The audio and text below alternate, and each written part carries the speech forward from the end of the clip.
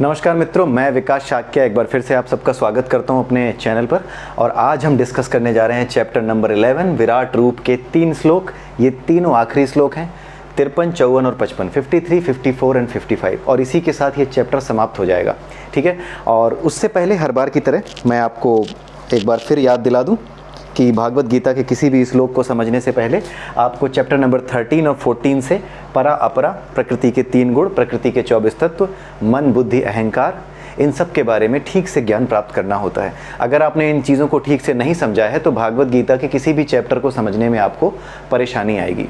ठीक है, इसीलिए आपको सबसे पहले वो चैप्टर समझने चाहिए। और उसके अलावा अगर आप मंडूक उपनिषद, मांडुक्य उपनिषद और साथ साथ केन उपनिषद, अगर इन 3 उपनिषदों का ज्ञान भी या इन 3 उपनिषदों का रेफरेंस भी कहीं से ले सकते हैं, कहीं से पढ़ सकते हैं, तो आप उन्हें पढ़ लीजिए, वो और भी अच्छा होगा। लेकिन अगर केवल 13 और 14 चैप्टर को ही आप हमारी प्लेलिस्ट से देख जाते हैं या भागवत गीता से आप समझ लेते हैं सही से, जैसा भी आपको ठीक लगे, तो उसके बाद आपको भागवत गीता के बाकी चैप्टर्स के कोई भी श्लोक जो हैं उनको समझने में प्रॉब्लम्स नहीं आती हैं। ठीक है, थोड़ा मेहनत करके, थोड़ी सी चीज़ों को समझ करके आप आगे बढ़ते चले जाते हैं। अगर आपके ऊपर किसी गुरु का हाथ है, गुरु की कृपा है, ठीक है, तो बात अलग है। लेकिन अगर आप अपने आप से पढ़ रहे हैं तो आपको इन चीज़ों का ध्यान रखना होगा। ध्यान इसलिए रखने को मैं कह रहा हूँ क्योंकि ज़रूरी नहीं है कि यही एक विधि हो सकता है कि और भी तरीके हों जिससे भागवत गीता को आप जो है कॉन्फिडेंटली समझ सकते हो कि ठीक है, जो मैं समझ रहा हूँ वो सही है। लेकिन ये जो मैं यहाँ पर कर रहा हूँ, यहाँ पर जो ये वीडियो हम लोग बना रहे हैं, ये हमारे अपने अनुभव की बात है। ये हमें ऐसा अनुभव हुआ कि हाँ, ऐसे ही इस सीक्वेंस में ही जब हम चलते हैं तो भागवत गीता एक पूरा लिंक बनाती है। अपनी पूरी की पूरी जो ज्ञान उसमें भागवत गीता में है, भगवान द्वारा दिया हुआ, उसका पूरा लिंक किसी तरीके से बनता है। और आप देख रहे होंगे कि सबसे पहले हमने 13वें से 18वें चैप्टर को पढ़ा, उसके बाद हम 7वें से 12वें चैप्टर की तरफ जा रहे हैं। हम इस बुक में चैप्टर्स को बीच बीच से 6-6 के ग्रुप में उठा करके पढ़ रहे हैं। लेकिन कहीं पर भी अगर आप चैप्टर की गिनती ना याद रखें, चैप्टर की संख्या याद ना रखें कि चैप्टर नंबर क्या था, तो आपको ऐसा लगेगा कि यही नॉर्मल सीक्वेंस है। इसमें कहीं ऐसा नहीं लगेगा कि बीच से कुछ हटाया गया, ऐसा लग रहा होगा कि ये सब नॉर्मल सीक्वेंस में चल रहा है, कहीं कुछ टूटा नहीं है। ठीक है, क्योंकि हम इस दुनिया में रह करके जब ज्ञान प्राप्त करते हैं तो हमारा तरीका ही यही होता है कि पहले हम साइंस समझते हैं, फिर हमारी साइकोलॉजी डेवलप होती है, फिर फिलॉसफी डेवलप होती है।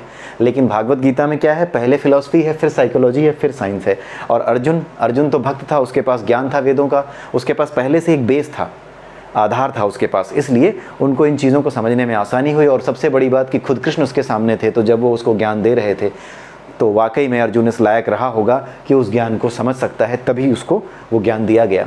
ठीक है, तो आइए देखते हैं आखिरी के 3 श्लोक। छोटे छोटे हैं, बहुत ज़्यादा इसमें टाइम नहीं लगेगा क्योंकि आप ऑलरेडी इन चीज़ों को समझ जाएंगे। अगर हम सीधे चल रहे होते तो समझाने में मेहनत करनी पड़ती, लेकिन हमने पहले साइंस वाला पोर्शन यानी चैप्टर नंबर 13 से 18 पहले पढ़ लिया है, इसलिए इन 3 श्लोकों में साइकोलॉजिकल या फिर रीजनिंग पोर्शन ज़्यादा है, तो आप इन्हें आराम से समझ सकते हैं।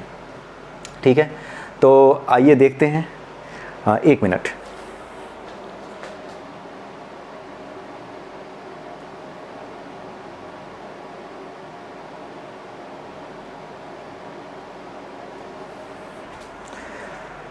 माफ़ कीजिएगा, एक्चुअली कई बार वीडियो जब बना रहा होता हूँ तो कई बार फ़ोन आ जाता है तो मेरा वीडियो वहाँ पे स्टॉप हो जाता है।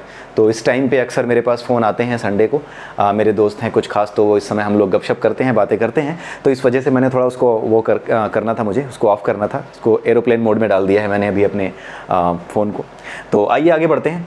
तो यहाँ पर भगवान श्री कृष्ण 53rd वर्स में अर्जुन से ये कह रहे हैं कि अपने दिव्य नेत्रों से, अर्जुन को भगवान कृष्ण ने दिव्य नेत्र दिए थे। जब अपना विशाल रूप दिखाया था तो उसको जो है दिव्य नेत्र दिए थे ताकि वो उनके इस विशाल रूप को समझ सके, उनके इस तेज को सह सके। क्योंकि साधारण आंखों से तो एक सूर्य को नहीं देख पाते, जिस रूप में हजारों करोड़ों सूर्यों का प्रकाश व्याप्त है, उसको वो साधारण आंखों से कैसे देख पाता। इसलिए जो नेत्र उसे दिए गए वो दिव्य नेत्र थे, भगवान कृष्ण द्वारा जो दिए गए थे। भगवान कृष्ण कह रहे हैं कि अपने दिव्य नेत्रों से जिस रूप का तुम दर्शन कर रहे हो, उसे वेदाभ्यास से, कठिन तपस्या से, ज्ञान, दान, पूजा किसी से नहीं जाना जा सकता। आपको कुछ याद आ रहा है? ऐसा ही एक श्लोक पिछले वीडियो में भी हमने देखा था। ठीक है, ऐसा क्यों है कि हमने वहाँ पर भी ये वीडियो में देखा था, पिछले वीडियो में या लास्ट वीडियो में हमने डिस्कस किया था। ऐसा क्यों है?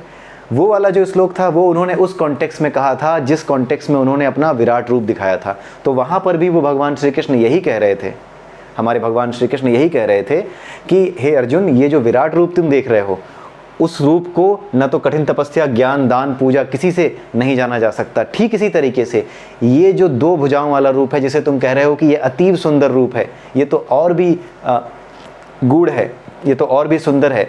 इस रूप की भी अगर तुम बात करो तो इस रूप को भी कठिन तपस्या से, ज्ञान से, दान से, पूजा से नहीं जाना जा सकता। यहाँ पर पूजा पर ध्यान दीजिएगा। ज्ञान दान की बात तो हमने कर ली थी। पूजा का मतलब वो पूजा नहीं जो हम मंदिर में करने जाते हैं। पूजा यहाँ पर भक्ति वाली पूजा नहीं बताई है भगवान कृष्ण ने। यहाँ पर भगवान ने वो पूजा बताई है जो भौतिक पूजा है, जिसमें भक्ति का अभाव होता है, जिसमें आसक्ति होती है। जैसे मंदिर में कोई पूजा करने गया तो वहाँ पर भगवान के प्रति भक्ति कम और कुछ पाने की इच्छा ज़्यादा है। भगवान बेटे की वो लग जाए, जॉब लग जाए, या वीज़ा लग जाए मेरे बेटे का यूएस का, ठीक है, स्टूडेंट वीज़ा लग जाए, वहाँ जाकर पढ़े, एक अच्छी लाइफ मिले। तो यहाँ पर क्या है, यहाँ आसक्ति है भौतिक वस्तुओं के प्रति, भगवान के प्रति भक्ति नहीं है। तो ऐसी पूजा जिसमें भक्ति न हो, उसका उल्लेख यहाँ पर भगवान श्री कृष्ण ने किया है। और अगर भौतिक इच्छाएं नहीं भी हैं और ये इच्छा है कि पूजा मैं इसलिए कर रहा हूँ कि भगवान मुझे मुक्ति दे देंगे, इस संसार के आवागमन के चक्र से मुक्त कर देंगे और मुझे अपने पास बुला लेंगे, तो वो भी पूजा नहीं कही जा रही, क्योंकि उसमें भी भक्ति का अभाव है। क्योंकि जब आप ये उम्मीद करते हो कि आपको मोक्ष मिलेगा तो क्या है, आप मोक्ष के प्रति आसक्त हो। और किसी भी तरह की आसक्ति, चाहे वो मोक्ष के प्रति ही क्यों ना हो, वो भी मोक्ष प्राप्त करने में या ईश्वर में विलीन होने में या ईश्वर के वास्तविक स्वरूप को समझने में सहायक नहीं होती, परेशानी होती है। ठीक है, इसीलिए भगवान कृष्ण ने यहाँ पर पूजा की जो बात की है उसको ढंग से समझिए। ऐसा नहीं कि मंदिर में जाकर पूजा आप कर रहे हो पूरे भक्ति भाव से तो उसका मना किया गया, नहीं, उसकी मनाही नहीं है, किसी चीज़ की मनाही नहीं है। भगवान कृष्ण ने खुद ही बताया है कि जो लोग रजोगुणी होते हैं वो भौतिक इच्छाओं के लिए भगवान के सामने हाथ जोड़ते हैं मंदिर में। जो लोग तमोगुणी होते हैं वो क्या करते हैं, वैसे ही भयानक देवी देवताओं की पूजा करते हैं। अंत में कर वो भगवान की ही पूजा रहे होते हैं, क्योंकि सारे तत्व तो भगवान के ही बनाए हुए हैं। ठीक है, तो वो क्या करते हैं, जब किसी का नुकसान करना होता है, पता चला किसी ने बता दिया कि तुम्हारे यहाँ लड़का होगा, बस किसी दूसरे के बच्चे की बलि चढ़ा दो, जवान बेटे की बलि चढ़ा दो तो तुम्हारे यहाँ बेटा होगा। अब लगे वो उल्टी सीधी हरकतें करने, किसी भयानक देवी देवता की पूजा करके आ गए और तमोगुणी यज्ञ संपन्न किया, उसमें किसी की बलि दे दी, किसी बेकसूर की जान ले ली, तो वो तमोगुण में किया गया यज्ञ है। तो उन्होंने मना किसी के लिए नहीं किया कि हाँ ये मत करो, उन्होंने बोला कि ये जो करते हैं ना ये ऐसे ही बनते हैं, ऐसे ही नीच बनते हैं, ऐसे ही सुअरों और गधों की ज़िंदगी इनको मिलती रहती है, बार बार राक्षसों की योनि में जन्म लेकर के वो यहीं फंसे रहते हैं और भयानक कष्ट भोगते हैं। अगर इस संसार में, इस दुनिया में जेल नहीं भी हुई, इस दुनिया में राजा ने उन्हें नहीं काटा, अगर राजा ने उन्हें मृत्यु दंड नहीं दिया, तो भी उन्हें मृत्यु के बाद उनका जो शरीर है, उनकी वासनाओं की वजह से, उनकी गंदी इच्छाओं की वजह से, उनकी ऐसी इच्छाओं की वजह से जिसके लिए वो किसी की जान ले सकते हैं, इसकी वजह से उन्हें भयानक दुख भोगने पड़ेंगे, भयानक कष्ट भोगने पड़ेंगे, नरक जैसे कष्ट भोगने पड़ेंगे। ये बताते हैं भगवान श्री कृष्ण। ठीक है, तो कहीं पर भी ऐसा नहीं है कि आपको ये कहा गया हो कि ये करिए या वो करिए, सिर्फ रूल बता दिए गए हैं, ऐसा करोगे तो ऐसा हो जाएगा। अब तय आपको करना है। अगर आपने इंडियन पीनल कोड पढ़ा, आपको पता है चोरी करने पे ये होगा, तो उसमें लिखा नहीं है कि चोरी मत करना, फिर भी आप समझ तो गए ना कि चोरी नहीं करना। तो क्या करना है क्या नहीं करना है, वेदों के शास्त्रों के ज्ञान से अपने आप समझ में आने लगता है और हमारी वो बुद्धि खुल जाती है। तो भगवान श्री कृष्ण यहाँ पर अर्जुन को ये बता रहे हैं कि किसी भी तरीके से, न पूजा से न दान से, किसी भी और तरीके से मुझे नहीं जाना जा सकता। तो जो पूजा है वो पूजा ऐसी करिए जो तमोगुणी ना हो, सतोगुण में भी हो तो भी इच्छा ना हो कि भगवान मुझे मुक्त कर दो, सिंपल सी हो कि हे ईश्वर मैं सिर्फ आपसे मिलने चला आया, प्रेमवश मिलने चला आया। मंदिर जाइए ईश्वर से मिलने, प्रेमवश मिलने जाइए। अपने माँ बाप से क्या काम होता है, एक बच्चे को, एक बेटे को रह रहा है कहीं और, अपने माँ बाप की याद आती है, चला आता है, किस लिए, उनका हालचाल देखने, उनको देखने, उनसे मिलने, प्रेमवश। तो ये जो स्वाभाविक प्रेम है, इस प्रेम की बात की जा रही है, ये है वास्तविक भक्ति और ये है वास्तविक पूजा। मंदिर गए और कुछ मांगने नहीं गए, केवल भगवान से मिलने चले आए, बस दर्शन करने चले आए, कुछ इच्छा नहीं है। प्रभु तुम्हारा दर्शन ही बहुत है, तुम्हारा दर्शन ही प्रसाद है। जिसके मन में ऐसी भावना होती है वही सच्चा भक्त है और उसी की पूजा सच्ची पूजा है। ये कॉन्सेप्ट बहुत ही सिंपल सा है लेकिन समझने में बड़ी देर लगती है। ठीक है, लोगों की समझ में आता नहीं है जल्दी, लोग गलतियों पे गलतियां किए जाते हैं। भगवान श्री कृष्ण ने यहाँ समझा दिया कि इस तरह की जो पूजा है जिसमें मेरे प्रति प्रेम या भक्ति नहीं है, वो पूजा नहीं है।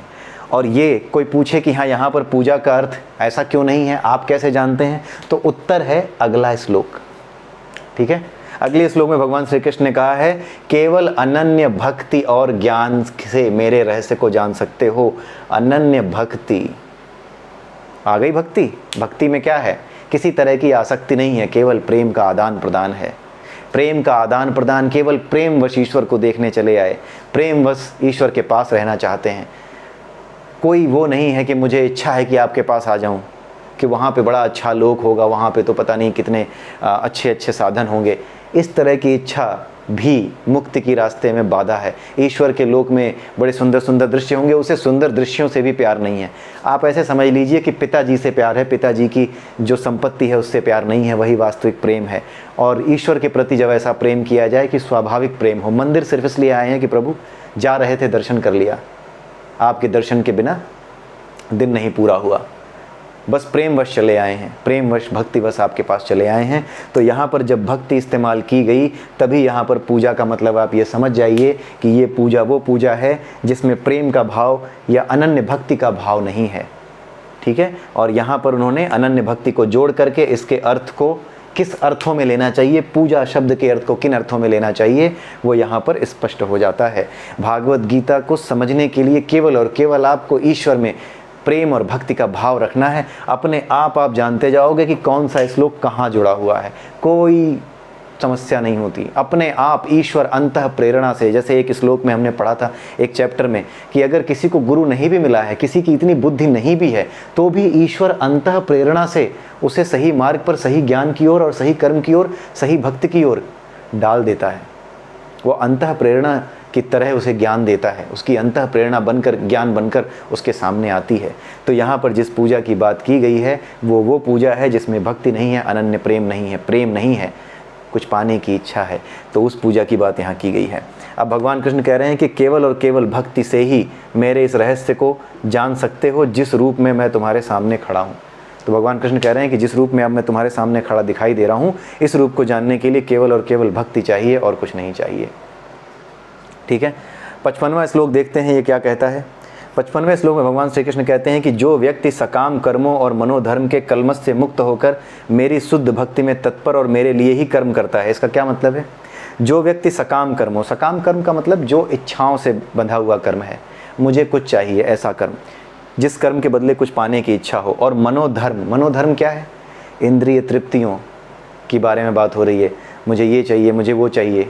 जो मनोधर्म है, मनोज्ञान, जो मनोधर्म से ग्रसित ज्ञान है, ऐसा ज्ञान कि ये करोगे तो ये मिल जाएगा, ये मंत्र पढ़ोगे तो वो मिल जाएगा, इस तरह के ज्ञान की बात हो रही है। और मनोधर्म के कलमश से मुक्त होकर मेरी शुद्ध भक्ति में तत्पर, जो इन चीज़ों से मुक्त रहता है, जो सकाम कर्म नहीं करता और मनोधर्म के कलमश से मुक्त होता है, वो मेरी शुद्ध भक्ति में तत्पर रहता है और मेरे लिए ही कर्म करता है। मेरे लिए ही कर्म करने का क्या अर्थ है?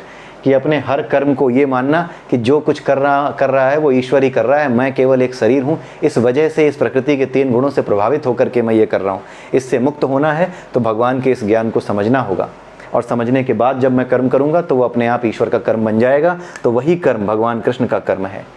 तो जो मेरे लिए ही कर्म करता है, मुझे ही जीवन लक्ष्य समझता है, यानी अंत में यहाँ पर आना है, परमात्मा तक जो है जाना है, उनकी जो है उनसे प्रेम करना है, उनमें विलीन हो जाना है, उनसे सदैव प्रेम कर सकूं ऐसी व्यवस्था हो जाए, कुछ इस तरह की चीज़ करनी है, कुछ इस तरह का हो जाए, उसके लायक अपने आप को बनाना है।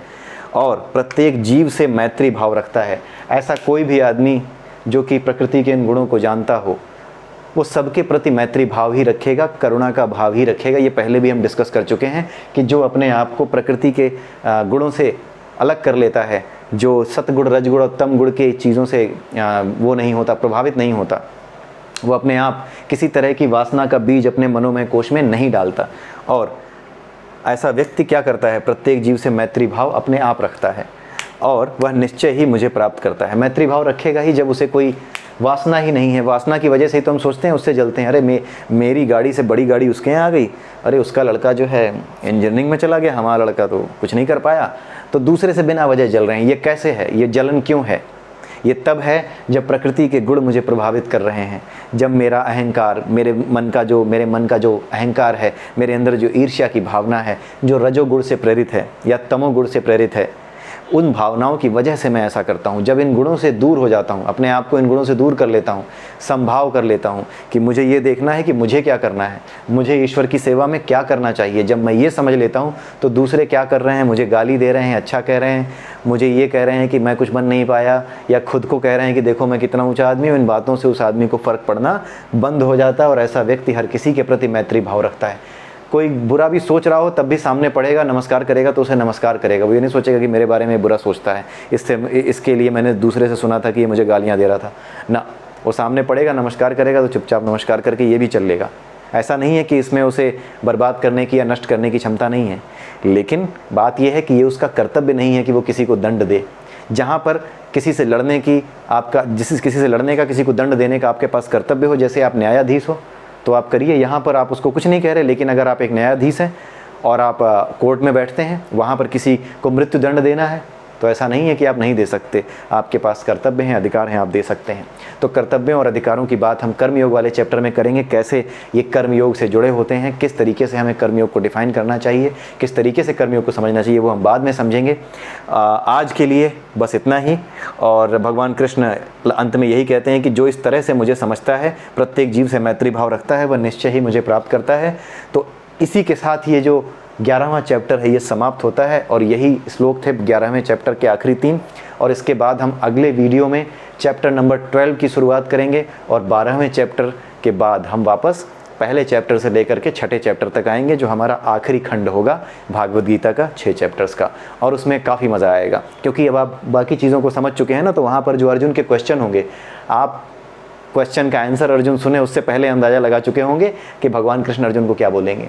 ठीक है, या क्या अब मतलब आप ये करके देखिएगा, आपको ऐसा लगेगा कि हाँ ये जो चीज़ हम सोच रहे हैं, देखिए किस तरीके से हमारे सामने भगवान कृष्ण का आंसर क्या आता है, और हम क्या सोच रहे हैं कि अर्जुन ये क्वेश्चन पूछ रहा है तो इसका आंसर वास्तव में क्या होना चाहिए।